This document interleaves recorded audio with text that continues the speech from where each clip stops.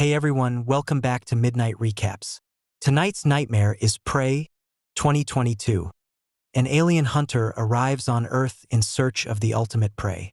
It tears through wolves, overpowers a massive bear, and slaughters the tribe's greatest warriors without mercy.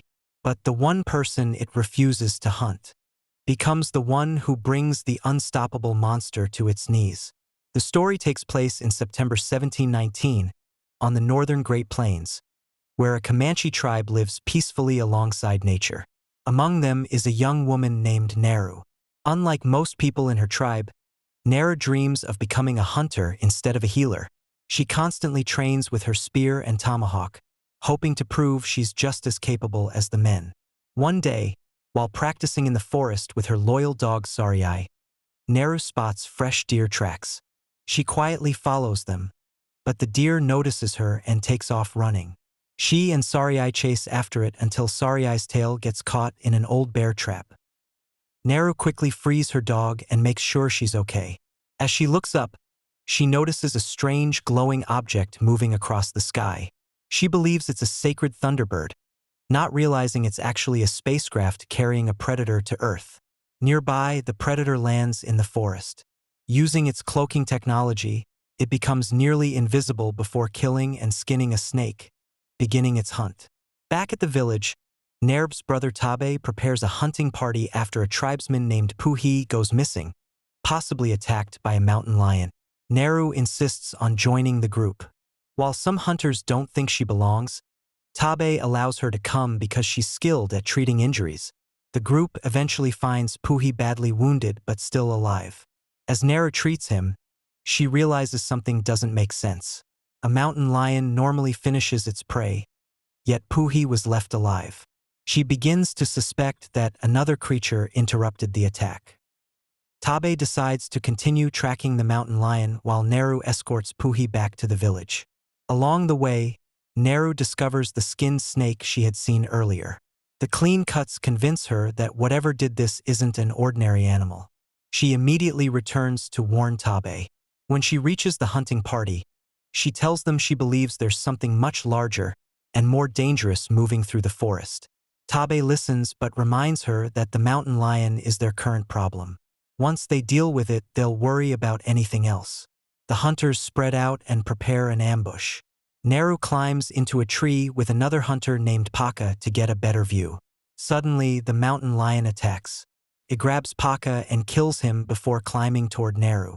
With nowhere to run, Naru raises her spear. Just as the lion leaps at her, she hears the predator roaring. Naru fall and hit her head on the ground, but not before she strikes the lion by the side. She later wakes up back in her village. Tabe carried her home and went back to hunt the mountain lion himself. Naru insisted on going back to help her brother, claiming something dangerous is out there, but her mum refused.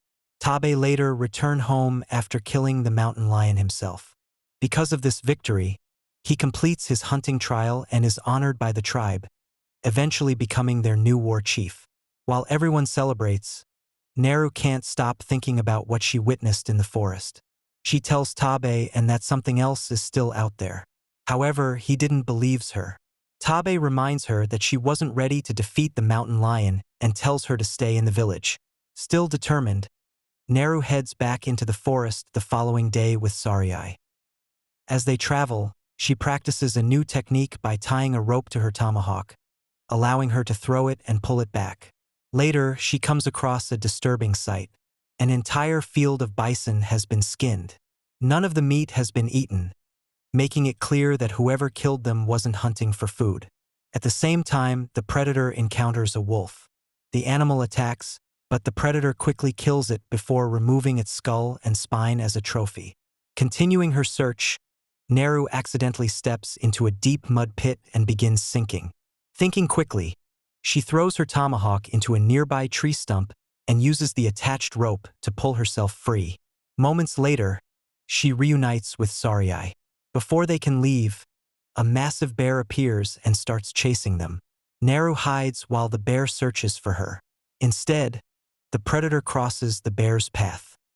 The two powerful creatures fight, but despite the bear's strength, the predator eventually overpowers it and kills it with a crushing blow. The predator then lifts the bear and becomes covered in its blood. Without its camouflage, Naru finally gets a clear look at the creature for the first time. Realizing she's facing something unlike anything she's ever seen, she escapes by jumping into the river and allowing the current to carry her away. She finds herself surrounded by members of her own tribe.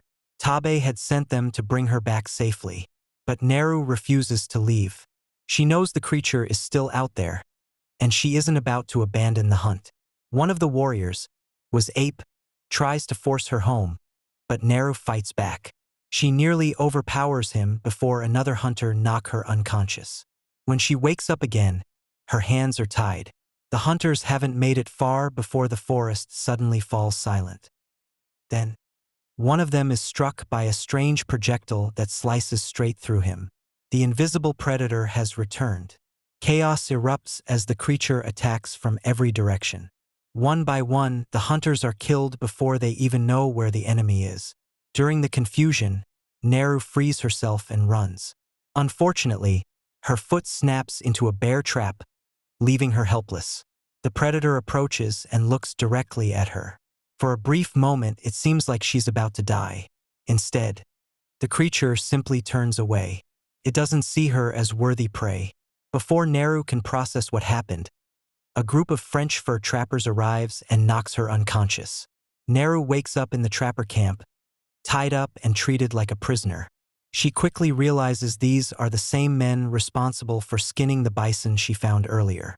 One of the trappers, Raphael, speaks to her in English and questions her about the strange creature roaming the forest.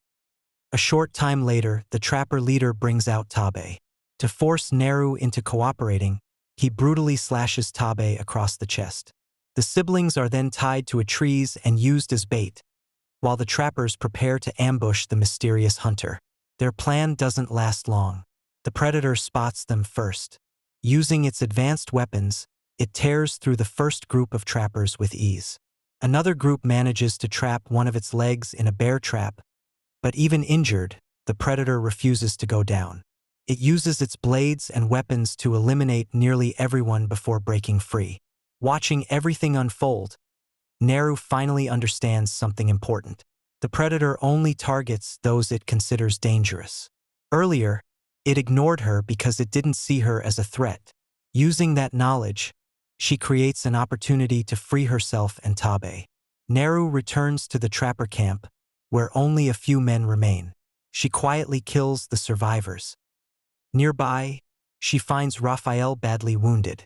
One of the predator's traps has severed his leg. Knowing he has little chance of surviving, Raphael offers to teach Naru how to fire his pistol if she helps treat his injuries. She agrees. While treating him, he showed her how to use the gun. Before they can do anything else, the predator arrives. Naru stays perfectly hidden. Raphael pretends to be dead and remains still at first, and the predator walks right to high without noticing. Just when it was about to leave, it accidentally steps on his injured leg. Raphael screams in pain. The predator kills him without hesitation. Just then, Tabe charges into the camp on horseback to rescue his sister. He strikes the predator with such force that its targeting helmet is knocked off and lands several feet away. As the fight continues, Naru notices something interesting. The predator fires several projectiles at Tabe, but every shot misses him and instead flies toward the direction the fallen helmet is targeting.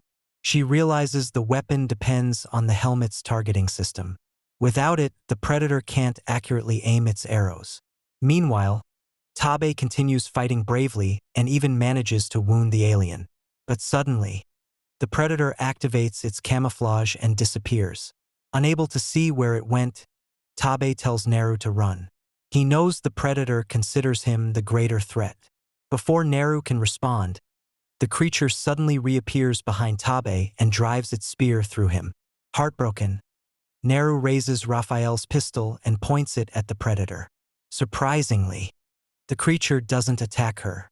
Using the last of his strength, Tabe distracts the predator long enough for Naru to escape. The predator delivers the final blow. Naru runs and cleans herself up but mourns Tabe. Naru saw the leader of the French trappers. She attacks him, cuts off one of his legs, and leaves him helpless as bait. The same way he used her and Tabe. Then she waits. As expected, the predator arrives. Ignoring Naru completely, it walks straight toward the wounded trapper. Believing him to be the greater threat, it kills him instantly. That distraction gives Naru the opening she needs. She fires Raphael's pistol, striking the predator in the head. Before it can recover, she grabs its fallen helmet and runs into the forest. Naru prepares one final trap. She places the helmet facing a specific direction before leading the predator toward the muddy pit where she nearly died earlier. The predator catches up, and the two engage in a brutal final fight. Using quick thinking instead of brute strength, Naru manages to injure the alien and even sever one of its arms with its own weapon. Step by step, she lures it into the deep mud pit. As the predator sinks, it desperately activates its projectile weapon. The projectiles lock onto the predator's own body and fire. The arrows shoot back into the trapped hunter, piercing straight through its head. The ultimate hunter is finally defeated by its own technology. With the battle over, Naru returns home alongside Sarai, carrying the predator's severed head as proof of her victory. The tribe welcomes her back as a true hunter. She also warns them that the French trappers and other dangers will continue coming to their land, meaning they must prepare to move and protect their people. The film ends with cave paintings showing the events of Naru's battle. That's the end of tonight's recap. If you're craving another terrifying story, tap the video on your screen right now. Trust me, you don't want to miss this one.